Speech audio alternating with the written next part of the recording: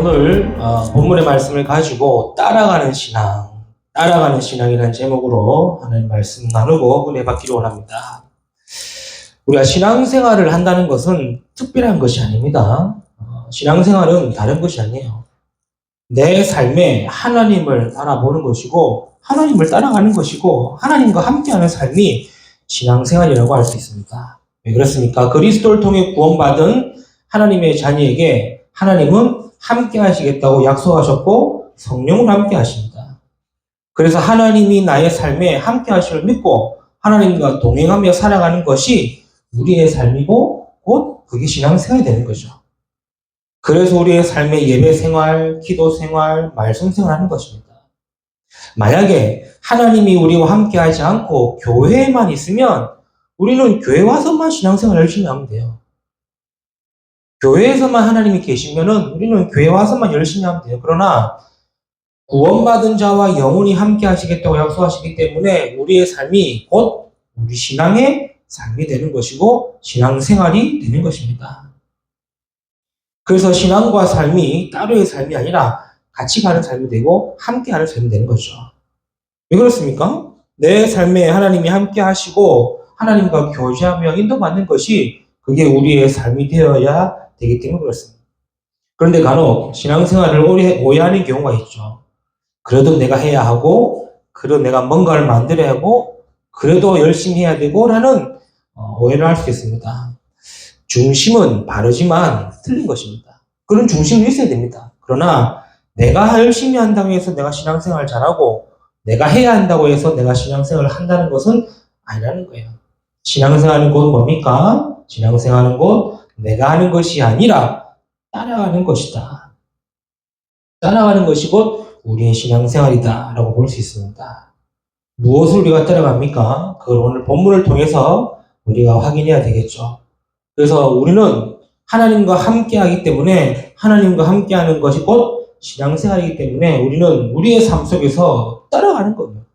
무엇을 따라가는 것이냐? 무엇을 따라가는 것이 우리의 신앙이냐? 오늘 여호수아 3장의 말씀을 통해서 우리가 언약을 붙드는 시간 되기를 바랍니다. 첫 번째입니다. 따라가는 신앙은 다른 것이 아닙니다. 말씀을 따라가는 것이죠. 우리가 따라간다고 할 때에 말씀을 따라가는 거예요. 말씀을 따라간다는 신앙이 무엇일까요?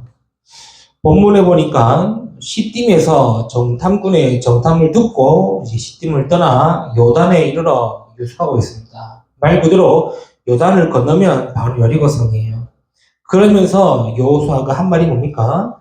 그게 3절에 백성에게 명령하여 이르되 너희는 레위 사람 제사장들이 너희 하나님 여호와의 언약궤에 매는 것을 보거든 너희가 있는 곳을 떠나 그 뒤를 따르라 했어요. 지금 요단을 건너 여리고를 정복하려고 할 때에 군사작전을 짠 거 아닙니다. 계획을 짠 것도 아닙니다. 어떻게 우리가 여리고를 정복할 것인지 이런 전략을 짠 것이 아닙니다. 뭐 하라고 그럽니까? 언약궤를 맨 제사장들이 언약궤를 매는 것을 보거든 너희가 있는 곳을 떠나 그 뒤를 따르라 라는 말이죠. 우리가 말씀을 따라간다는 말은 굉장히 중요한 말입니다. 지금까지 하나님은 이스라엘을 말씀으로 인도하셨고 지금 여리고 앞까지 요단까지 인도하신 거예요. 그래서 말씀이 움직이면 움직이고 말씀이 멈추면 멈추게 하나님은 40년 동안 이스라엘을 광야에서 훈련하신 거예요. 그래서 말씀 따라간다는 말은 쉽지만은 어렵습니다. 그리고 말씀 따라간다는 말은 아는데 선뜻 내가 이해하고 받아들이기 어려울 수도 있고요. 말씀 따라간다는 것이 맞는데 실상은 힘들 수가 있거든요. 그래서 말씀을 따라간다고 할 때는 그냥 내가 따라간다 한다가 아니라 절대적 믿음이 없으면 안 되는 것이죠. 그게 우리가 지난주 라합을 통해 봤지 않습니까? 라합은 어떻습니까? 말씀만 듣고도 하나님을 믿는 절대적 믿음이었어요. 아니 라합이 하나님과 함께 했습니까? 라합이 광야 40년을 지냈습니까? 말씀만 듣고도 하나님이 살아계시고 하나님이 함께 하시고 하나님이 일하신다는 절대적 믿음이 생겨요. 그래서 우리가 말씀 따라간다 할 때는 절대적 믿음이 있어야 되는 거죠. 그런데 우리는 간혹 이런 생각을 할 때가 있죠. 지금까지 내가 말씀 따라왔는데 더 어렵고 더 힘든 거는 왜 그렇습니까? 라는 질문할 수도 있어요. 내가 다른 길로 안 가고 말씀만 바라보고 여기까지 왔는데 왜 응답이 없습니까? 그런 생각할 수도 있습니다. 혹은 내가 말씀대로 살아왔고 말씀대로 인도받아 왔는데 응답은커녕 더 큰 갈등과 더 큰 문제밖에 없습니까? 맞는 질문이지만 틀린 질문입니다. 우리예요. 그에 대한 결과는 하나님이 일하시기 때문에 하나님의 주권이에요. 우리는 말씀 따라가는 것으로 이미 끝난 겁니다. 말씀 따라왔는데 왜 이러냐? 말씀 따라왔는데 왜 이렇게 되었냐? 그거 따지는 것은 우리의 관할이 아니라는 거예요. 창세기 12장 4절에 뭐라 그러니까 아브라함이 말씀을 따라갔고 그걸로 끝입니다. 지시한 땅으로 왔습니다. 그걸로 끝입니다. 그런데 와보니까 뭡니까? 와보니까 이 땅엔 기근이 들었어요. 아무것도 없는 땅이에요. 허허벌판이에요. 여기가 하나님이 약속하시고 지시한 땅인가? 맞는데 와보니까 아무것도 없는 거예요. 그런데 저 남쪽에 보니까 애굽이라는 나라는 물도 풍부하고 먹을 것도 많고 그래서 뭐 했습니까? 말씀 따라왔지만 점점 남방으로 옮겨갔다고 그랬죠. 그럼 말씀을 따라온 겁니까? 말씀을 안 따라온 겁니까? 따라왔는데 안 따라왔다고 할 수도 없고 안 따라온 거라고 할 수도 없고 하나님은요 왔다 안 왔다 거기에 그것에 하나님은 일하시는 것이 아니라 말씀을 따라오는 게 있냐 그걸 보시는 거예요. 그렇게 남방으로 애굽으로 내려가서 하나님은 아브라함을 벌하신 게 아니라 오히려 하나님은 아브라함을 축복하셨습니다. 그렇죠.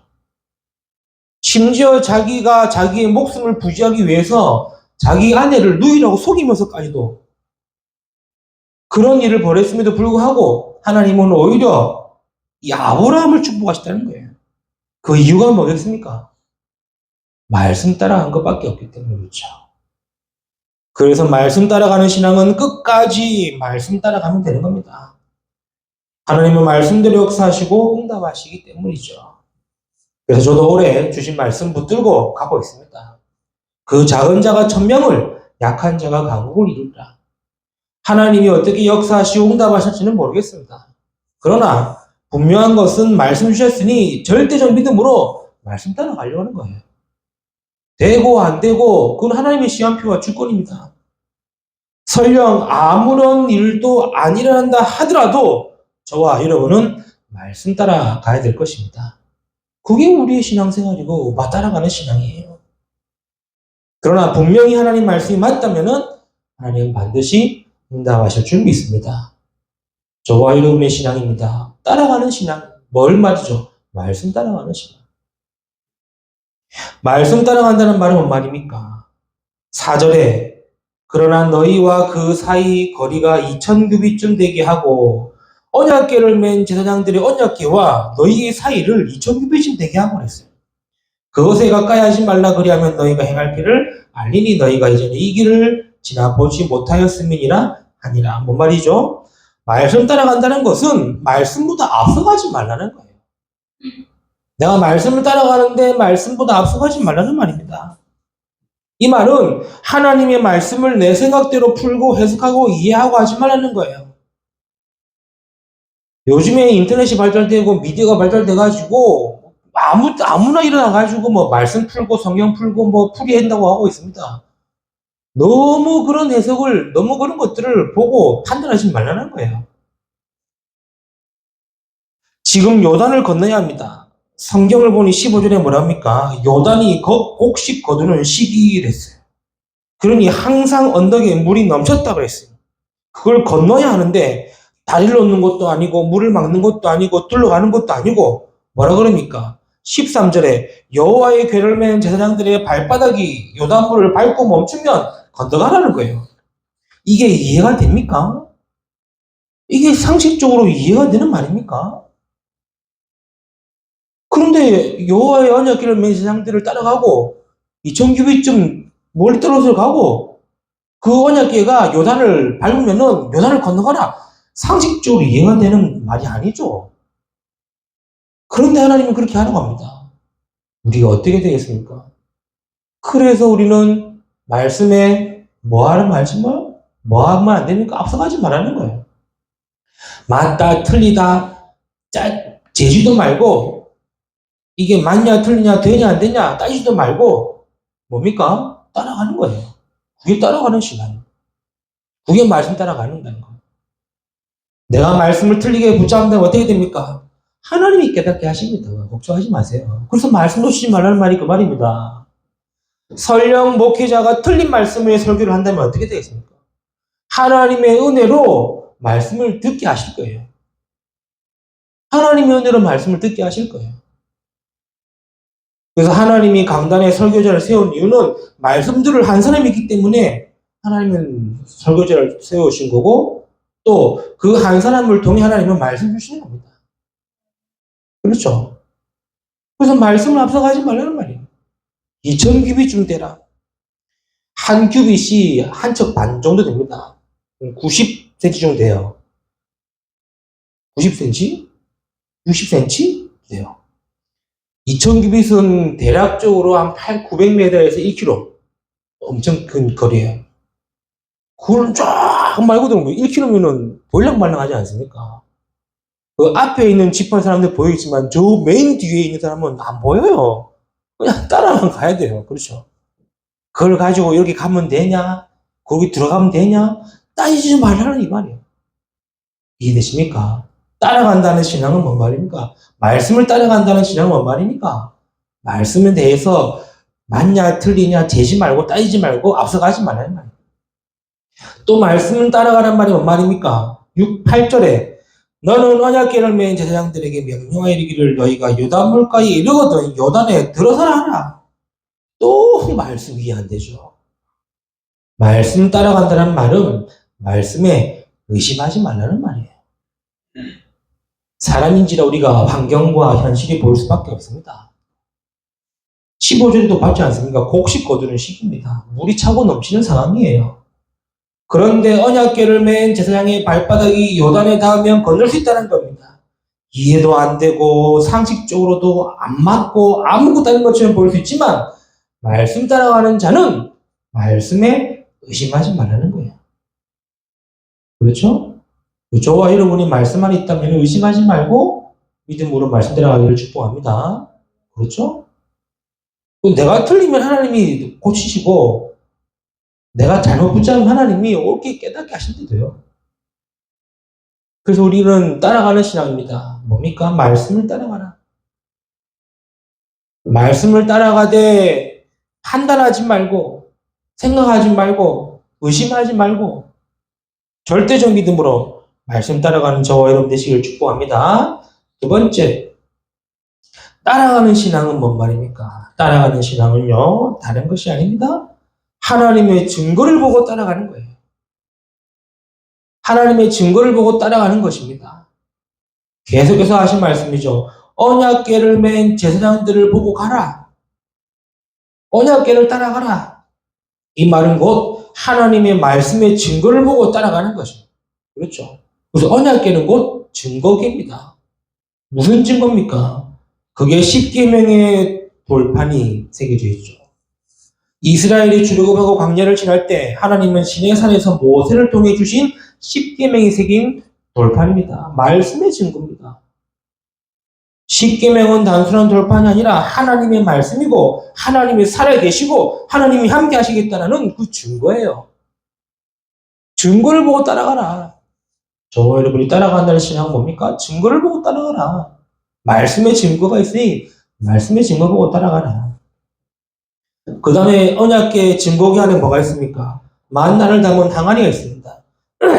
40년 동안 이스라엘이 광야를 지날 때 하나님은 매일마다 만나를 내리셨고 그 만나를 먹음으로 40년을 인도받았습니다. 무슨 증거입니까? 하나님이 함께 하시고 인도하시며 지키시고 보호하셨다는 증거요. 그래서 그 만나를 담은 항아리를 보고 하나님이 살아계신 증거를 보고 따라가는 거예요. 그게 언약궤 속에 있고 증거궤 안에 있고 그 언약궤를 따라가는 말이 그 말인 거예요. 또 그 안에 뭐가 있습니까? 아론의 싹이 난 지팡이가 있습니다. 민수기 17장 1절에서 13절의 말씀에 보니 이스라엘 백성이 모세와 아론에 대해 불만을 가질 때에 하나님은 12지파의 지팡이들을 성막 앞에 두게 하셨어요. 그리고 아론의 지팡이에서는 싹이 나고 꽃이 피고 열매를 맺게 하셨어요. 그래서 하나님의 능력과 아론의 제사장 직분에 대한 징표를 나타내셨어요. 이건 무슨 증거입니까? 하나님이 능력으로 역사하시는 보여주는 증거 아닙니까? 그게 지금 언약궤 안에 담겨 있다는 말이에요. 아무 볼품 없는 돌판인 것처럼 보이고, 아무 별 볼 일 없는 항아리처럼 보이고, 아무 별 볼 일 없는 지팡이처럼 보일지 몰라도 그것이 뭐다? 하나님의 증거다. 그래서 우리가 따라가는 신앙은 뭡니까? 하나님의 증거를 보고 따라가는 것이죠. 이게 저와 여러분이 신앙생활하는 가운데 제일 중요한 두 번째 신앙입니다. 그렇죠? 하나님의 증거를 보고 따라가라. 세 번째입니다. 따라가는 신앙은 뭡니까? 따라가는 신앙은요, 후대를 위해 가는 신앙이에요. 후대를 위해 가는 신앙이에요. 신앙생활은요, 나 혼자만 하는 것이 아닙니다. 후대를 위한 것이죠. 후대들이 따라올 수 있도록 말씀과 증거를 보고 계속 따라가는 겁니다. 그게 저와 여러분의 신앙생활이고 신앙이에요. 간혹 신앙생활 혼자 한다 생각하는데 혼자가 아닙니다. 나의 신앙이 통하여 우리 교회가 함께 하는 것이고, 나의 신앙을 통하여 우리 후대들이 보고 따라오는 거예요. 출애굽기 12장 26절, 27절의 말씀에 뭐라 그럽니까? 출애굽할 때 유월절 예식을 지킵니다. 너희는 무교병을 먹고 우슬초를 묶어 양의 피를 문설주와 좌우방에 바르며 유월절 예식을 지키라고 얘기하는 거예요. 그러면서 뭐라고 말씀하십니까?